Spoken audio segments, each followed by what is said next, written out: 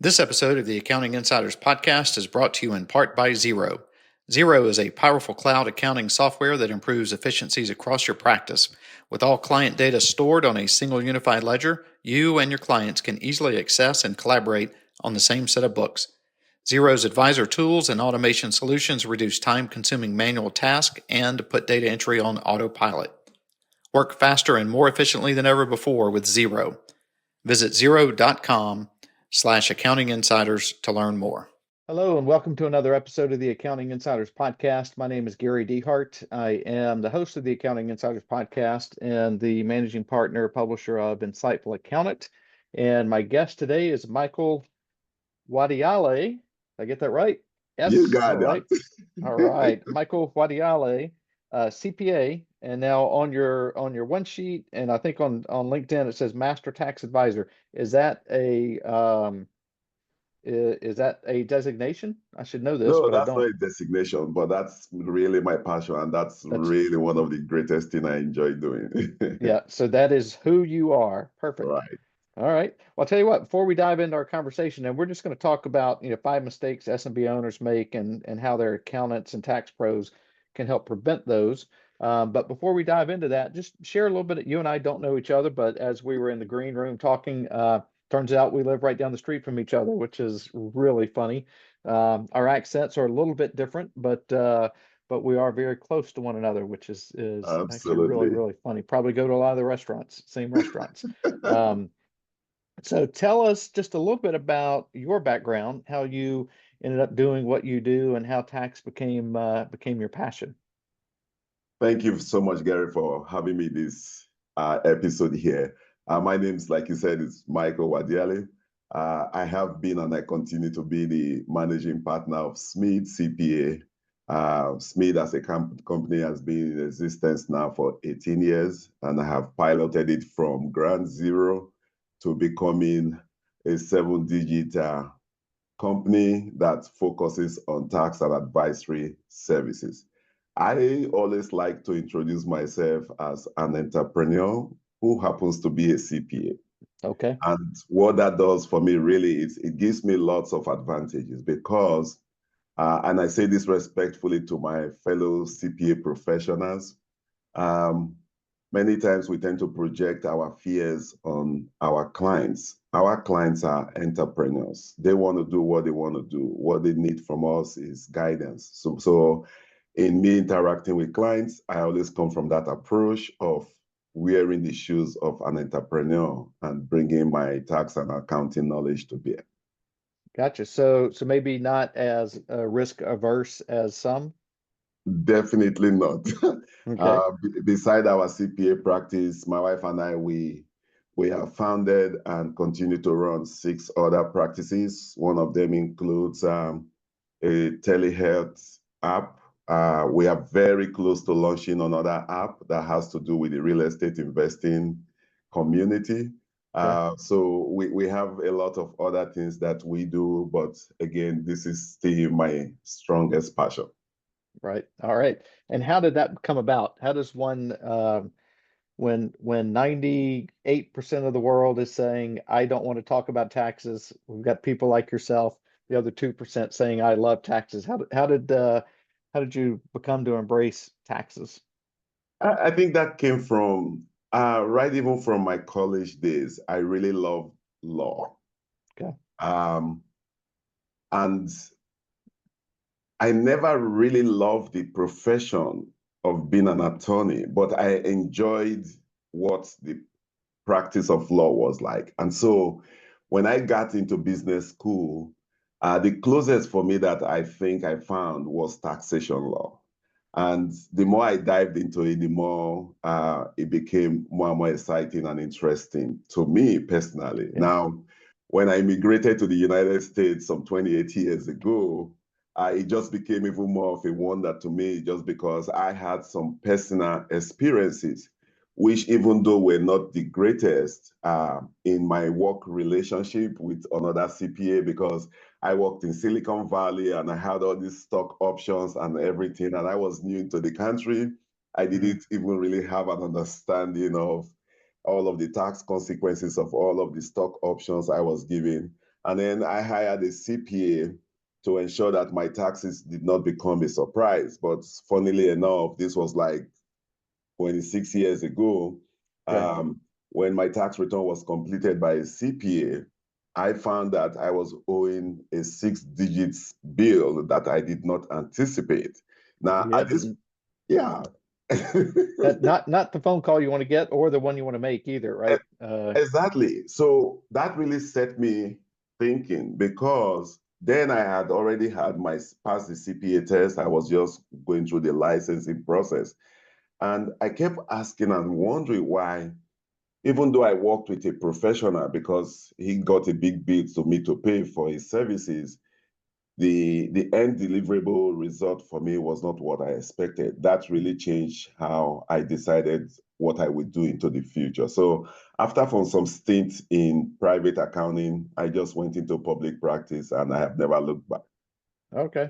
All right. Well, that makes me want to ask a question before we get into the 5 mistakes. And that is what did you do differently than the way that your accountant had worked with you? So you had this experience where you, unbeknownst to you, get this, tax bill, a very large tax bill that you weren't Mhm. expecting. So you took that experience and said, you know what? I think I can do this differently. I don't want to use the term better, but I will say differently. I can use this differently so that my clients don't end up with this surprise bill. What have you done differently to prevent So that for your clients? absolutely, thank you for that question. What we've done differently is once we started our practice, the one thing we found out really quickly was the fact that a lot of people in our profession were too focused on compliance. Okay. And the reality is that most entrepreneurs are not interested in compliance. What most entrepreneurs are seeking from their practitioners is what will help them keep legally, ethically, and morally what we put more money in their pockets instead of letting the taxman take all of their money. So Right. the moment we started our practice, we really got ourselves trained up. We spent thousands, I mean, hundreds of thousands of dollars, really ensuring that not just only me as the managing partner, but every of our key staff, they really become very grounded in what we call advisory. And I know, yes, a lot of people bandy that word around every day Right. today, but the reality is that most people cannot truly chart a journey or a roadmap of what an advisory service should be like for a client. Right. Because every client is different. So what we've done differently is that one, we are really very selective as to who we bring into our roster as a client. Uh, in our firm, there is a difference between what we consider a business owner and an entrepreneur. Now, Okay. anybody can truly own a business and even be very successful or profitable, but not every business owner is truly an entrepreneur. Now, an entrepreneur will typically already have an end game in mind as to where they're trying to get to, and they're trying to find somebody to help them reverse from that dream to where they are today. And so when we bring in clients, we are looking for clients who fit into that mode because what we do is just it's not just taxes. We're not just working on giving you a tax return. We work with our clients to truly see what their vision is relating to their wealth. And then on the basis of our understanding of their wealth dream, we now build a tax strategy around that. So it's an ongoing process. So it's Mm. very typical for our clients to be meeting with us no less than 4, but maybe up to 8 or 12 times a year. I mean, there are some Okay. of our very highest end clients, they have monthly meetings going on.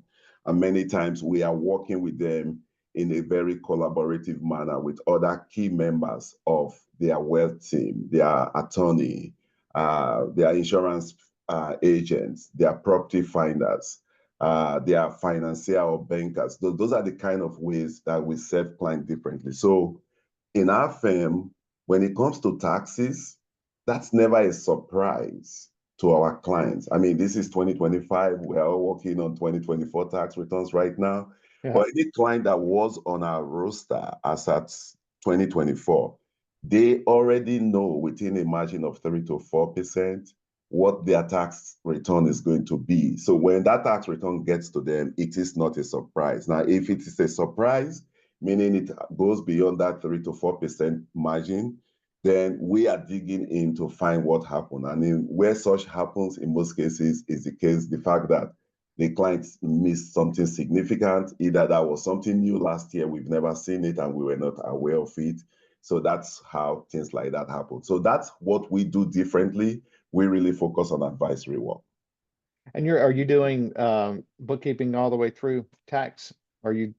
I don't like to call it bookkeeping. Yes, we have junior accountants who do all that bookkeeping, but what we really do is what I call actionable financial intelligence, meaning when all of that reconciliation of bank statement, credit cards, and every of those things have been done, that's not the end of it at all. If anything, that is the beginning of what needs to be done, because our goal for us is to be able to take those financial statements, ensure one that they are getting to the clients in real time, but more importantly, we then use those numbers to do some deep analysis. We look at where the client ended up, what was the forecast that the client and us have come up with, and then we also do very deep industry analysis between the client numbers and his or her peers within the same geographical region, within the same revenue space, and we're looking for what may be variances that may be adverse, meaning if our client is in the top bottom of any of the metrics that is important to his or her profession, we definitely want to talk about that in our meetings with them. So we are not just interested in the compilation of a balance sheet, a profit and loss and stuff like that. We are more interested in providing to our clients an impact report that is discussed through with their CFO or the business owner. Okay. And then is that the research that you do there, are you using as a third party tool that allows you to kind of say, all right, this person's in media or this company's in media, they earn whatever, and you're able to benchmark with that? Is that what you? Yes, Okay. we do use third-party tools. In fact, in our firm, we do invest a lot on technology. Now, the two primary tools we use for doing all of those benchmarking is Profit Sense, and we use Fathom, we use Profit Sense, and then we use another tool called BizMiner. Those are the three tools we use. Yeah. Okay. Have you seen, are you familiar with ADP's Accountant Connect? I Their am offerings? familiar, but not very grounded in it. I think the people in our client accounting team, they may be more deeply knowledgeable. Why? Yeah, my understanding is that they have a tool that allows you to do that kind of work, and it's free.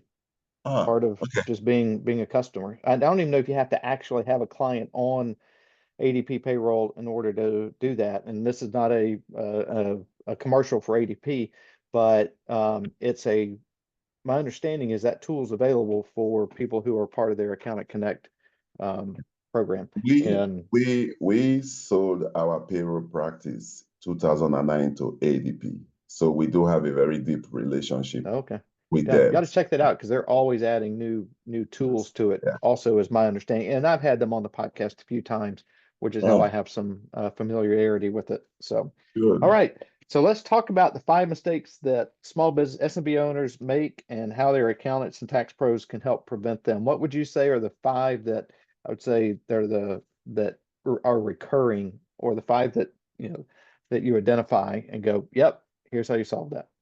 I think it's very easy. Let me put it that way. Maybe I'll be speaking from the bias of being a tax advisor. I think the first common mistake that I think most small business owners make is the fact that they seriously undervalue or underappreciate the place for financial statements in their business. Most of them feel they're just starting out new, or they are not big enough to have the services of, even at a very minimum, a bookkeeper. That's one of the significant mistakes. And really the way to solve that is ensure that clients at the very least get a good bookkeeper on their team. Now, as a rule for us, we want any of our clients to have their spouses be the bookkeeper, because that's a very common thing. Oh, I'm sure, right? Yeah. QuickBooks is a great tool, but at the same time, the simplicity of QuickBooks tend to make people feel it's something they can do. And the way we solve that in our firm, we try to look at their tax return and we try to show to them what the value of their hourly rate is based on the income they make. And then we try to point them to the fact that based on your tax return, if I'm to quantify your hourly rate of generating income at about $200 an hour, you are trying to do maybe the services of a bookkeeper that may not cost you more than $25 an hour, and you won't do it as well as the bookkeeper will. So every time I use that analogy, I think it's a major eye-opener for small business owners. So accounting is a big issue, I think. Okay. Now, if I'm to say a second one, it's not truly forming what their vision plan is financially before they get their business started. Most times people make the mistake of thinking that because they have the passion for a particular thing, that translates into success in the business. I'll give an example. If you notice, many smart professionals in the medical space, they are now beginning to take themselves through some additional school way after they've left medical school, because the business of practicing medicine is different from the profession of practicing it. Even for us as CPAs and accountants, all you were taught in school was the technicalities of the profession. You have to really spend more money really educating yourself on how are you going to be successful. So it's typical to see somebody may be a very great cook. His or her family may let them know that, oh, they cook really well. That does not translate into being a successful restaurant owner. So that's something most small business owners make a mistake of. They take their passion into business or into a money-making venture without truly educating themselves on all of that thing. So that's a big piece of what I think most small business owners make a mistake on. And lastly, for me, I would say not having a good tax advisor is a big thing, because if you truly can develop a good tax strategy, not a tax plan, because in my opinion, a tax strategy is different from a tax plan. A plan is tactical, it's short term, but a strategy is more longer term. It speaks to where you're trying to get to. I'll give a short example for this. Now, sometimes some people will come to me and I see that they are trying to go into a software space. The first question I'm wanting to ask them is, how do you plan to exit from this business? And the reason why I bring that kind of question up very early is the fact that the way they want to exit from the business may drive or determine what my recommendation will be to them in terms of what kind of entity they should set up.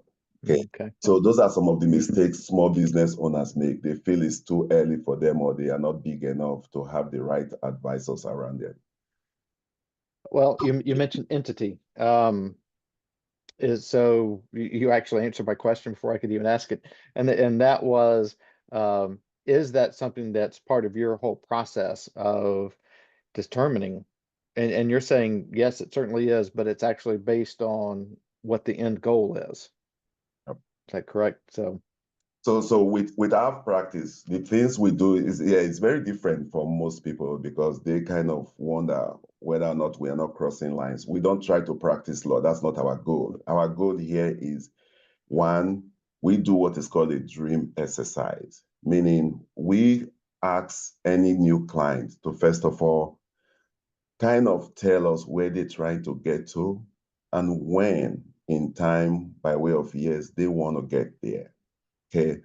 And then once we now have that financial vision board that they have articulated, we then come back to where are they today and be able to see what really their assets and liabilities are today, and be able to see whether or not their forecast of how they want to get to that happy place within the time zone or time they have provided for themselves is a realistic thing. Now, if it's not realistic, then we begin to work with them to make a determination of which of the other 4 factors they need to tweak in terms of being able to get there. Because how you make money is important. If how you make money is only generating a 5% rate of return every year, and you try to get to a place of financial freedom in 5 years, that may not be realistic if your idea of financial freedom is passive income of $500,000 every year. So those are the kind of things we really get down on with clients before we start even talking taxes. Okay. Now, do you get into, you mentioned that once you have a client on board, you're working throughout the year and you're talking to their banker, you're talking to their lawyers, you're engaging with these other advisors.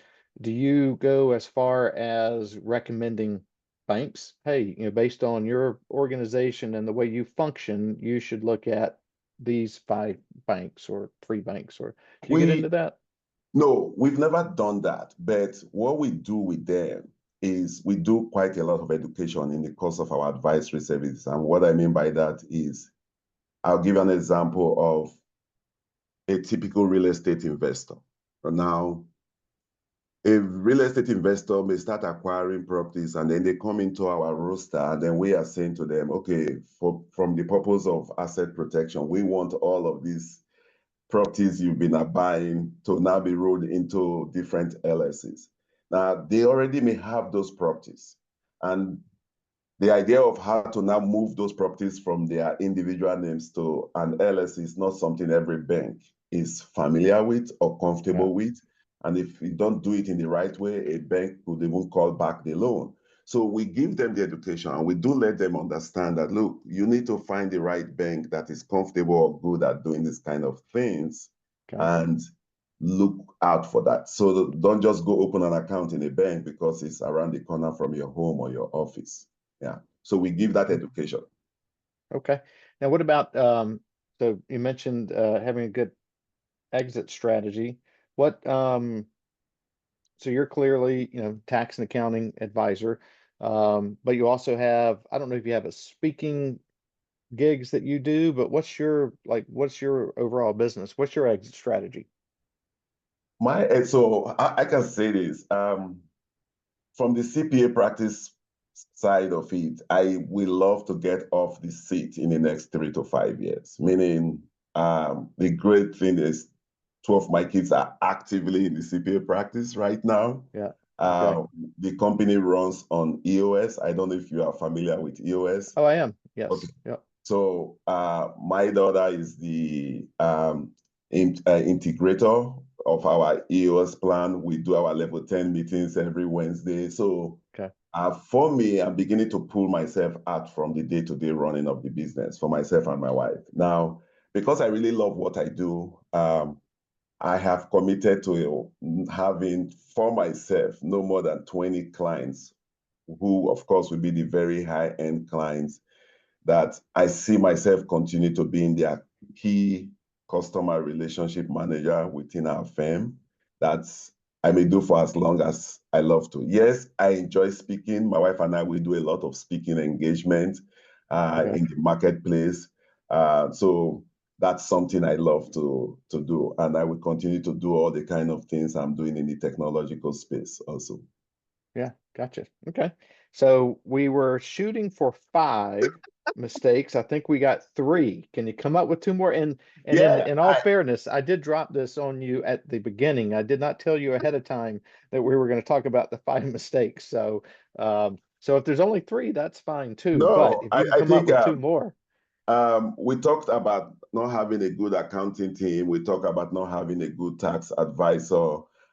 We talk about not really understanding that the core skill set for success in business is not the service that the business provides. It's all of the intangibles that makes that business. And I gave the example of a restaurant. I think the 2 things I didn't really talk about is not having a right team. Now, in the EOS world, we have what is called right seats, right people, right? So it's a very big thing now because most people, when they start out from in business, there's always maybe not an affluence of money. They tend to pinch corners on who comes on the team. When we are talking in the green room, we talked about people having their spouses, for example, as their bookkeeper. Sometimes that decision is driven by watching the pennies and the dollars. So having the right team is a big thing, meaning not having the right people in the right seat. I think that would be all I can think of right now. But most of those are things that a good tax and accounting advisor should be able to fix. And that's why compliance should not be where most of us in our profession should be focusing on. Right. Yeah, I like that. I like that a lot. Yes, actually, a good friend of mine, he's an EOS guy. Actually went to a session last week with another friend of mine who is more, it's not EOS. I had Scaling Up. Actually, I've got the book Oh, down here. beautiful, beautiful book. Yeah, Great so book. he's a scaling up guy, and I've always talked, and this came from one of my podcasts. A guy talked about people, process, and technology, and then the one thing that scaling up also hits on is execution, and and I think that's a big problem for small businesses. And like you said, it's like, okay, well, if I spend, the $25 an hour on a bookkeeper, well, that's $25 that I don't have to go do X or invest in the business or to go get ice cream with my kids. Um, and as a small business, that's hard. And we need people like yourself. We need advisors on our shoulders saying, you know what? It's a little painful now, but it's going to pay dividends in the long run. Or it's a little painful now, but if you don't do it right, it's going to be a lot more painful in the end, and you end up with $100,000 tax bill because somebody didn't tap you on the shoulder and say, let's think about what we're doing here and build a plan appropriately. That's correct. And so, well, thank you so much for reaching out. And thanks for taking some time. We definitely need to, since we're literally within like 2 or 3 miles of each other, Absolutely. we definitely need to grab a breakfast or a lunch one day. Um, and maybe you can show me some of the best Nigerian food in the area. Um, I could even take that a little further. My wife loves to host, and she's an excellent cook. So someday, if you all are right, brave enough, I will invite you also home here to come and there we have go. some, All right, some perfect. Nigerian food. All right. Well, how do people find you if they wanted to connect? Where do they find you? There are many places people can find me. They can find me on LinkedIn easily by my first and last name. They can find me on Facebook. My email address is a very easy way to reach me also, which is M as in Michael and my last name put together, Muadiale at Smith CPA. Smith CPA is spelled S as in Sam, M as in Mary, double E as in Edward, D as in David, CPA.com. Now, Great. we also have a new school platform. I don't know if you are familiar with school. It's spelled Mm, S as in school, K as in kite, double O as in orange, L as in Lawrence, SKOOS, school.com okay. / Financial Freedom Academy. Uh, it's a platform. So what I'm doing there now, I am doing video courses, uploading them there. And these are very actionable video courses. There is a free membership, and then there are also paid membership, depending on how in-depth you want to go. Those are ways anybody can easily reach and find me. Okay, great. And that was SKOOL.com / Financial Freedom Academy. That's And correct. can we find that on the website too, on SmeedCPA.com? Yes, I think you can find that on the website also. But that's Okay. that's a community. I mean, I host a free educational webinar, incidentally, every second Wednesday of the month. Okay. So what I try to do is make people have the aroma of what it is like to work with us. And Yeah. we do Well, that that's every great. Wednesday. And and while our audience is primarily people like yourself, um, I think it's always good to hear, and people tell us that's what they really want to hear is, hey, what are my peers doing? And so if you're listening to this and you are, a peer, go hop out to SmeadCPA.com. See if you can find the Financial Freedom Academy, or just go to school.com/Financial Freedom Academy and see what it is that Michael's doing. Maybe it's something that you could implement in your own firm, or perhaps something that he might spark an idea, or who knows, maybe there's a partnership opportunity there. So again, Michael, thank you so much. I'm glad we were able to connect and have this conversation, and I look forward to meeting with you very soon. Oh, thank you so much. I will reach out to. Take care. All right. Bye-bye. Bye-bye.